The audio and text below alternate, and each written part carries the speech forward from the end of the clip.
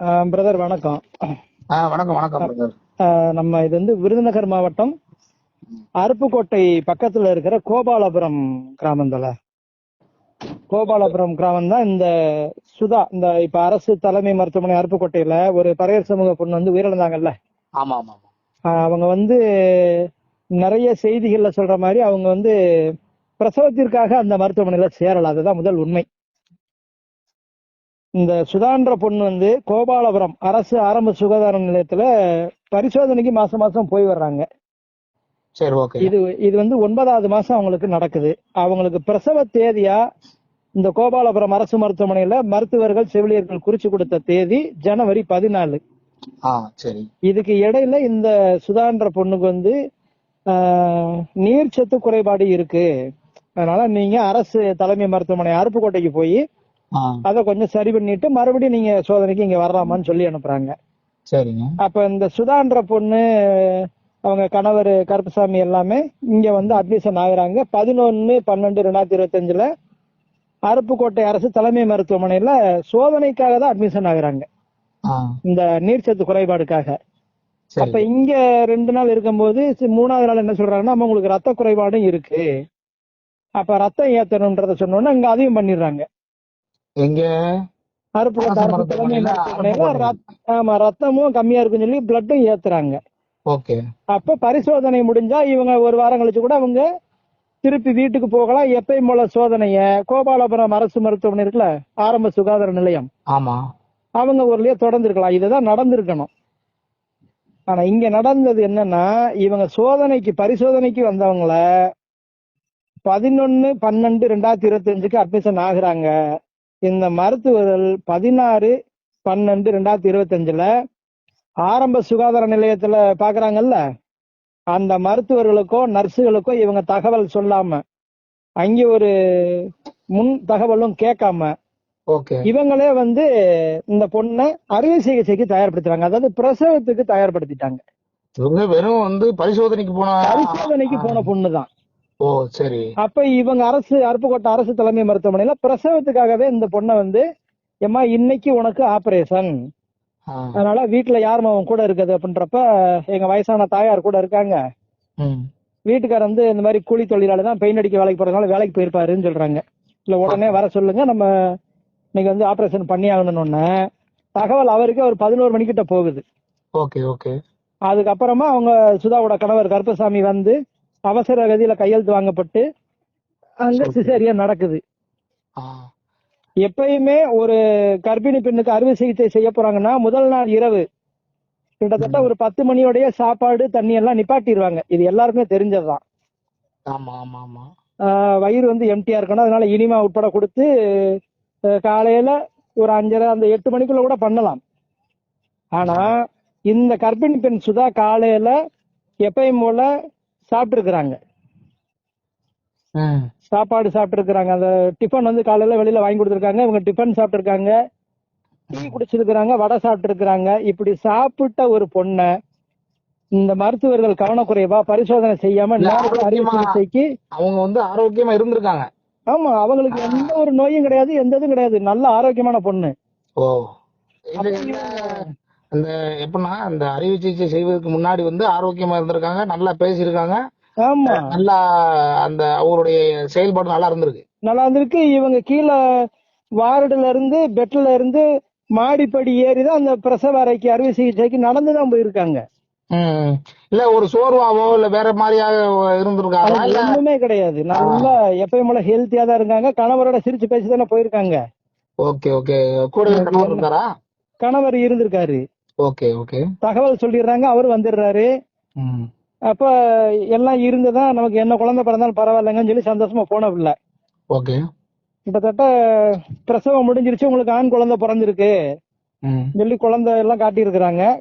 நேரம் கழிச்சு அந்த ஆஸ்பத்திரியோட சூழ்நிலை மாறுது. சரி, பதட்ட நிலை உருவாகுது. பதட்ட நிலையில அங்கிட்டு அந்த நர்ஸுகள் டாக்டர்கள் கொஞ்சம் அங்கிட்டு போறாங்க. ஒரு பிரசவம் முடிஞ்சு 1 மணி நேரம் கழிச்சு, சரி, எங்க உங்க பொண்ணு உங்க மனைவி சுதாக்கு வந்து பிக்ஸ் மாதிரி வந்துருச்சு, சரி, நாங்க எவ்வளவோ ட்ரை பண்ணி கொஞ்சம் பார்த்து வச்சிருக்கிறோம், ஆனா அவசரமா உடனே மேல் சிகிச்சைக்கு நம்ம வந்து அரசு ராஜாஜி மருத்துவமனைக்கு கொண்டு போகணும், நாங்க ஆம்புலன்ஸ் வர சொல்லி இருக்கிறோம், நீங்க கொஞ்சம் தயாரா இருங்கன்னு சொல்லிடுறாங்க. இல்ல உடனே சிவியர் அப்படின்னா அதுக்கு முன்னாடியே கிளப்பி இருக்கலாமா? எதுக்கு அவசர அவசரமா எதுக்கு அத அவங்கள வந்து கிளப்ப வேண்டிய அவசியம் என்ன இருக்கு? அதுல நாம் இந்த குடும்பத்தாருக்கு வர்ற ஒரு நியாயமான கேள்வி என்னன்னு கேட்டீங்கன்னா, முன்ன ஒரு காலத்துல அரசு மருத்துவமனை ராஜாஜி தான் இங்க வந்து இருந்தது. ஒரு அவசரம்னா அங்கதான் கொண்டு போவாங்க. இவ்வளவு தூரம் கடந்து போறதுல சில உயிர்கள் காப்பாற்ற முடியல, ஏகப்பட்ட பேர் அதனால இப்ப வழியிலேயே உயிரிழந்தாங்க, அவங்க வந்து இறந்துறாங்க தான். மருத்துவ கல்லூரி வந்து இங்க விருதுநகர்ல கட்டிட்டாங்க.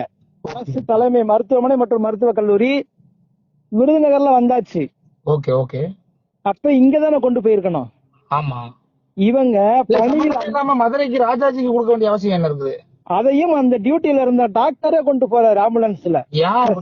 அதே டாக்டரும் விஜய், இது நீங்க சொல்ற மாதிரி பாத்தீங்கன்னா விருதுநகருக்கும் மதுரைக்கு எத்தனை கிலோமீட்டர்? அருப்புக்கோட்டையில இருந்து ராஜாஜி மருத்துவமனை போறதுன்னா கிட்டத்தட்ட ஒரு 60 கிலோமீட்டர் வரும். 60 கிலோமீட்டர், எனக்கு 70 கிலோமீட்டர் வச்சுக்கோங்க. ஆமா, எப்படி பார்த்தாலும் ஒரு 1.5 hour 1.25 hour ஆகும் வரும். இதனாலதான் மருத்துவமனையில ஏன் சிகிச்சை செய்ய முடியலையா? அந்த 25 கிலோமீட்டர் தான், 25 கிலோமீட்டர். இந்த ஆம்புலன்ஸ்ல போகும்போது மிக விரைவாக கொண்டு போயிடலாம். ஆமா, எவ்வளவு காப்பாத்தி இருக்கலாம்.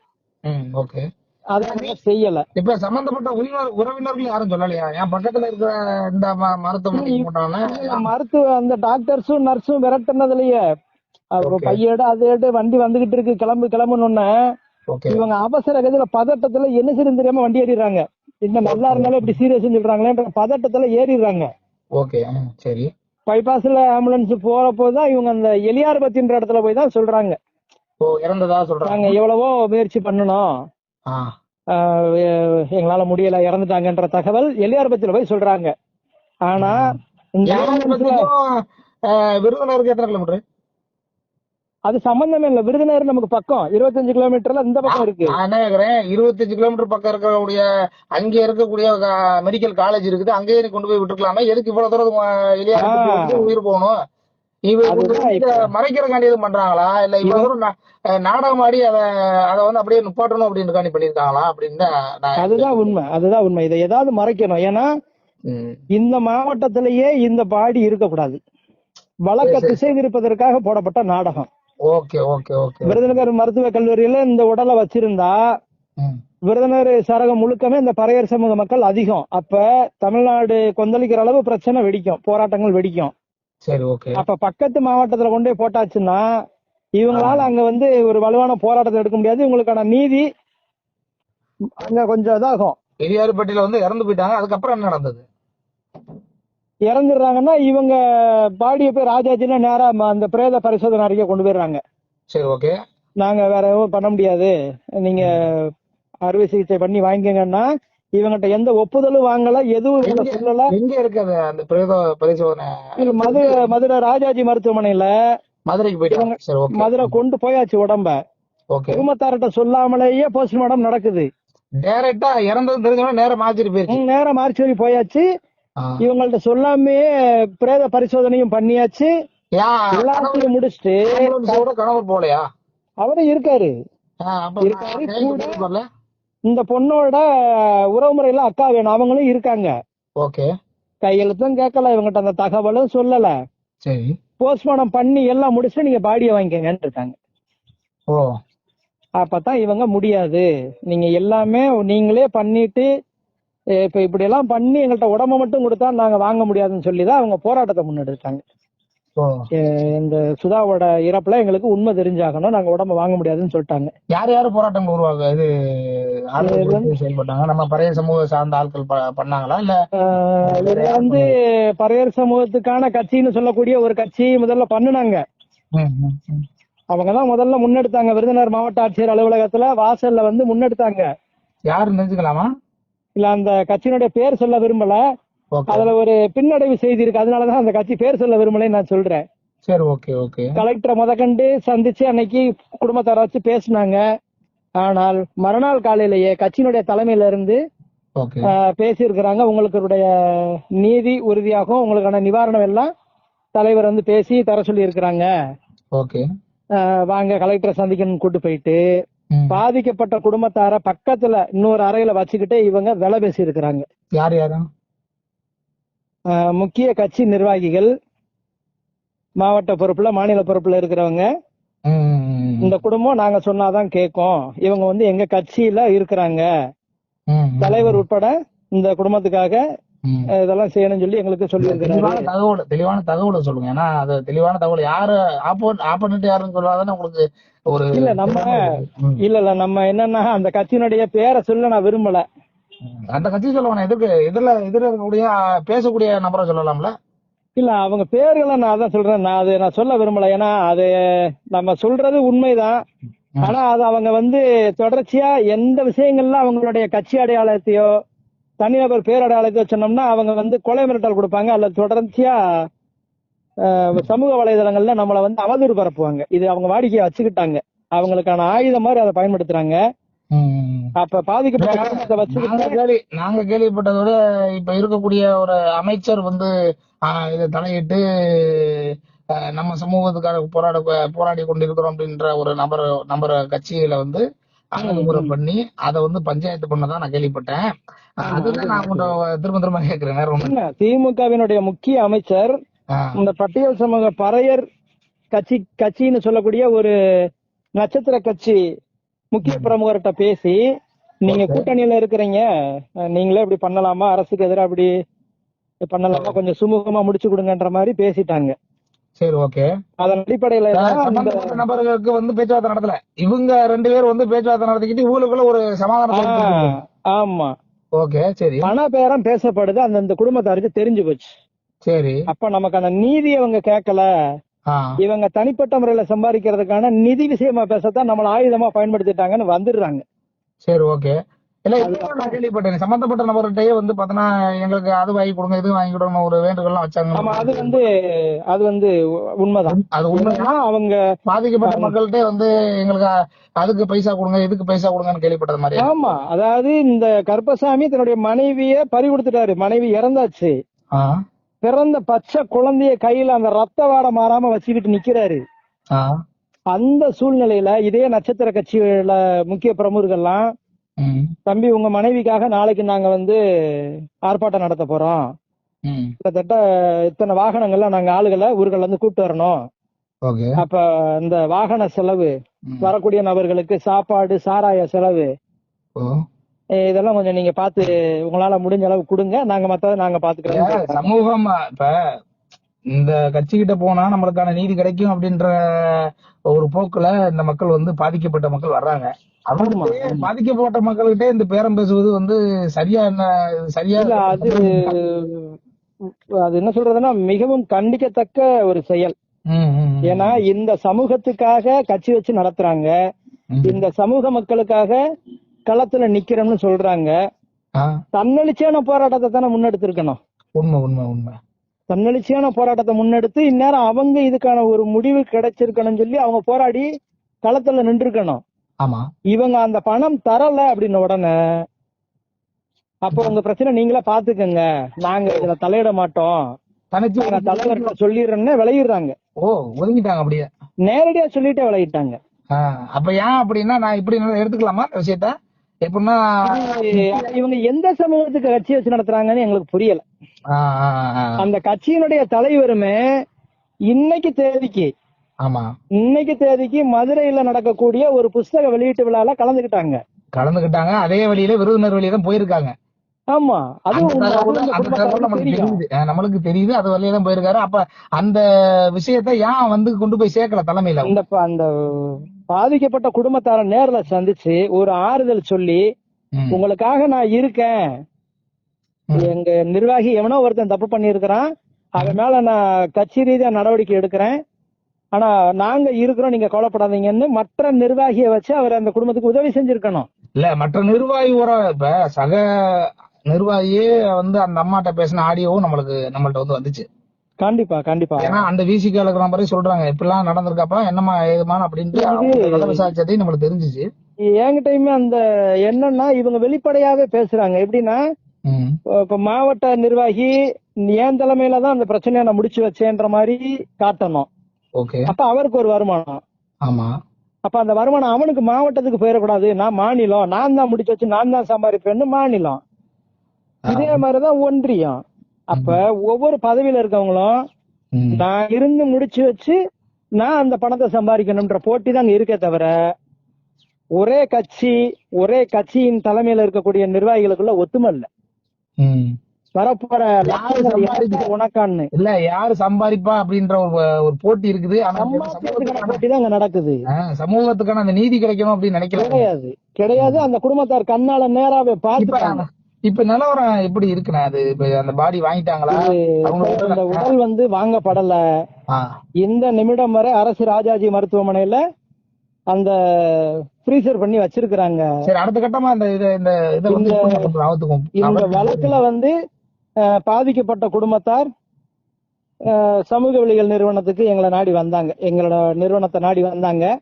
இப்ப நாங்க என்ன பண்ணிருக்கிறோம்னா, பாதிக்கப்பட்ட குடும்பத்தாருக்கு எதனால இந்த சுதா உயிரிழந்தது, அது யாரால நடந்தது, இதை வெட்ட வெளிச்சமா காட்டணும்னா சட்ட ரீதியா நாங்க போயிட்டோம். நான் என்ன சொல்ல வரேன்னா, ஆளுங்களுக்கு உதவி பண்றதுக்கான இப்ப நீங்க சொன்னீங்க ஒரு திமுகவுடைய அமைச்சர் வந்து இதுக்கு தலையிட்டு பேரம் பேசுறாரு அப்படின்னு சொல்றீங்க.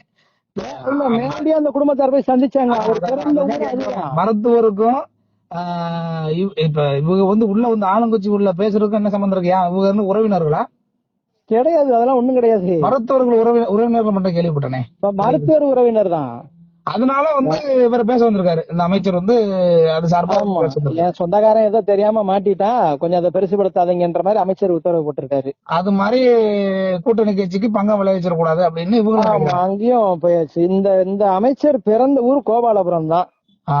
அப்ப அவர் வீட்டுக்கு பின்னாடி உள்ள தெருவுல தான் அந்த பாதிக்கப்பட்டவங்களோட வீடு இருக்கு. அமைச்சர் அவருடைய சொந்த வீட்டுக்கு போயிருக்காருன்னு தகவல் கிடைச்சு இந்த பறையர் சமூக மக்கள் எல்லாம் சேர்ந்து போய் அவர்கிட்ட நீதி கேக்குறாங்க. ஐயா, நீங்க பிறந்த ஊரு, நாங்க உங்களை நம்பி வாழ்ந்த கூட்டம், எங்க வீட்டுக்குள்ள இப்படி ஆயிடுச்சியா, நீங்க பார்த்து ஐயா பார்த்து எங்களுக்கு உதவி செய்யுங்க, எங்களுக்கு நியாயத்தை கேட்டு கொடுங்கன்னு சொல்றாங்க. அப்ப அந்த அமைச்சர் சொன்ன பதில், திமுக அமைச்சர் சொன்ன பதில், அதெல்லாம் ஒண்ணும் செய்ய முடியாது, இதுக்கெல்லாம் அந்த தமிழ்நாடு அரசு ஒண்ணும் செய்ய முடியாது, நீங்க வேணா அந்த டாக்டர்கிட்ட போய் நீங்க நேரடியா பேசிக்கங்க. அரசு அரசுதான் பதில் சொல்லணும், அரசுல இருக்கக்கூடிய அதிகாரிகள் பதில் சொல்லணும், அங்க இருக்கக்கூடிய அமைச்சர்கள் பதில் சொல்லணும். ஆனா அவங்களே வந்து நான் என்னால முடியாது அப்படின்றாங்க. ஆமா, ஓப்பனா நேரடியாவே சொல்றாரு. என்ன இதெல்லாம் தமிழ்நாடு அரசு பாத்துக்கிட்டு இருக்க முடியாது, செய்ய முடியாது, நீங்க டாக்டர்கிட்ட நேரா பேசி எதை பாப்பாங்கன்னு நினைக்கிறீங்க நீங்க? ஏன் இந்த நம்ம கள்ளக்குறிச்சியில வந்து தண்ணி அடிச்சுட்டு இறந்து போன நபர்களை பாத்துக்குறாரா? 10 லட்சம் அவங்களுக்கு நிவாரணம் கொடுக்குறாரு, அது மாதிரி கொடுப்பாரோ? அப்படிதான் கொடுப்பாங்க நினைக்கிறேன். ஆனா அவர் கடைசியா அவர் சொன்ன ஒரு வார்த்தை தான் இப்ப வர அந்த மக்களுடைய மனசுல ரணமா நிக்குது. அதே அமைச்சர் என்ன சொல்லிட்டாரு, நான் வேணா பிறந்தன்னையா அந்த சுதா இறந்துட்டாலுமே கூட நான் 5 வயசு பையன் கவி பிரணவ் இருக்கான்ல, மூத்த பையன், அவனையும் இப்ப பிறந்த குழந்தைய நீங்க ஒருவேளை வளர்த்துட்டால், பச்சை குழந்தை நீங்க எப்படி வளர்க்குறீங்கன்னு தெரியல, ஒருவேளை அவனை 1 வயசு வரை வளர்த்துட்டால் இந்த 2 பையங்களையும் நான் எனக்கு தெரிஞ்ச ஒரு ஆசிரமத்துல சேர்த்து விடுறேன், கல்வி செலவு அந்த ஆசிரமம் மூலியமா நானே இது பண்ணி தாரேன்றாரு. இது எவ்வளவு பெரிய ஒரு என்ன சொல்ற ஒரு இழிவான ஒரு பேச்சு. நான் எங்களுக்கு என்ன ஒரு பெரிய மன வேதனைன்னா, இந்த சமூகத்துல இருக்கக்கூடிய முக்கியமான அரசியல் தலைவர்கள்லாம் இந்த விஷயத்த எப்படி செய்திகள்ல பாத்திருப்பாங்க. இது வர ஒரு கண்டன அறிக்கை அவங்களுடைய லெட்டர் பேடுகள்ல அரசுக்கு அனுப்பி அழுத்தம் கொடுக்கல. ஒரு காணொலி வாயிலா கூட இணையதளங்கள்ல கூட ஒரு இதா கொடுத்து கூட அவங்க கண்டனம் தெரிவிக்கல. அரசினுடைய பார்வைக்கு இந்த சமுதாயத்துக்கான கட்சி தலைவர்கள் எதுவும் கொண்டு போகல. அப்ப இவங்க எல்லாம் யாருக்காக கட்சி வச்சிருக்கிறாங்க, யாருக்காக குரல் கொடுக்கறாங்க, இது ஒண்ணுமே புரியல. தொடர்ந்து வந்து இப்படி கர்ப்பிணி பொண்ணு அப்பாவி பொண்ணு இறந்துருச்சு. இதே நிலைமைதான் தூத்துக்குடியில சாத்தாங்குளத்துல ஒரு பையன் வெட்டி கொல்லப்படுறான், பறையர் சமூக பையன். அங்கேயும் வந்து மக்கள் போராட முடியல, அரசினுடைய அழுத்தம் இருக்கு. இன்னைக்கு அங்கேயுமே வந்து உடல் அடக்கம் செய்யப்பட்டுச்சுன்னு தான் எனக்கு தகவல். தொடர்ச்சியாவே தமிழ்நாட்டுல பறையர் சமூக மக்களுக்கான பாதிப்பு அதிகம். குறிப்பா வேங்கை வெயில் அந்த குடிநீர் தொட்டில மலம் கலந்ததுல இருந்து தொடர்ந்து போய்கிட்டு இருக்கு. மற்ற சமூகத்துல இது மாதிரி ஒரு விஷயம் நடந்திருந்தால் இன்னைக்கு தமிழ்நாடு முழுக்க கொந்தளிச்சிருக்கும். வலுவான போராட்டங்களை முன்னெடுத்து இன்னைக்கு சட்ட ரீதியா கூட முட்டி ஒரு நியாயத்துக்கான வழியை தேடி இருப்பாங்க. இந்த பறையர் சமூக தலைவர்களை கைவிட்டுட்டாங்களான்னு தெரியல. இந்த சமூகம் இந்த தலைவர்களை நம்புது. ஆனா பெத்த பிள்ளை தாயிட்ட பால் குடிக்க போகும்போது தாயே அந்த குழந்தைய தள்ளி விட்ட மாதிரி, பால் கொடுத்த மறுத்த மாதிரி இந்த சமூக தலைவர்களை இந்த மக்களை புறக்கணிக்கிறது அவ்வளவு ஒரு வேதனையா இருக்கு. இல்ல, தொடர்ந்து இந்த மக்களுக்காண்டி குரல் கொடுக்கிற உங்களுக்கு ரொம்ப நன்றி. தமிழ் சிறியல் இணையதளம் சார்பா நாங்க நன்றியை தெரிவிச்சுக்கிறோம் சார். நன்றின்னு இல்ல தோழர், இது நான் மட்டும் இல்ல, இந்த பறையர் சமூகத்துல பிறந்த தன்மானம் உள்ள பறையன் எவனா இருந்தாலும், நான் உரிமையில பேசுறேன்னு என் ரத்த உறவுகள் யாரும் என்னை கோவப்படுகிற வேண்டாம். என் அண்ணன், தம்பி, சித்தப்பா, பெரியப்பா, மாமே, மச்சான், எந்த உறவு முறையில இருந்தாலும் அவன் பறையனா இந்த விஷயத்துக்கு அவன் ஊர்ல ஒரு வலுவான போராட்டத்தை முன்னெடுக்கணும்னு நான் பாதம் தொட்டு கேட்டுக்கிறேன்.